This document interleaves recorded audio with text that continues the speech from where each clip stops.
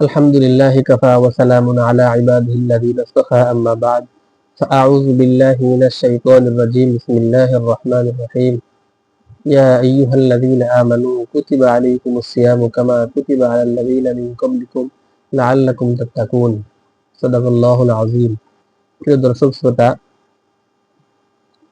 দর্শক শ্রোতা, আজকে যে বিষয় নিয়ে আলোচনা করব তা হলো ইতিকাফ সম্পর্কে। ইতিকাফ কাকে বলে? ইতিকাফের শাব্দিক অর্থ হলো স্থির থাকা, অবস্থান করা। স্থির থাকা, অবস্থান করা।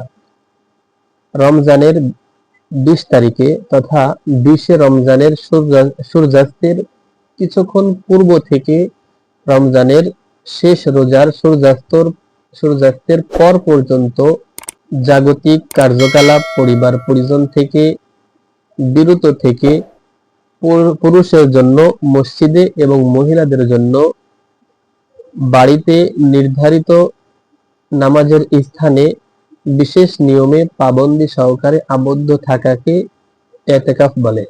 রমজানের শেষ দশকে মহল্লার মসজিদে ইতিকাফ করা সুন্নতে মুক্কাদায়ে কিফায়া। একজন হলেও অবশ্যই ইতিকাফ করতে হবে। একজনও যদি ইতিকাফ না করে মহল্লার সকলেই সুন্নতে মুক্কাদা তরক করার গুনাহগার হবে।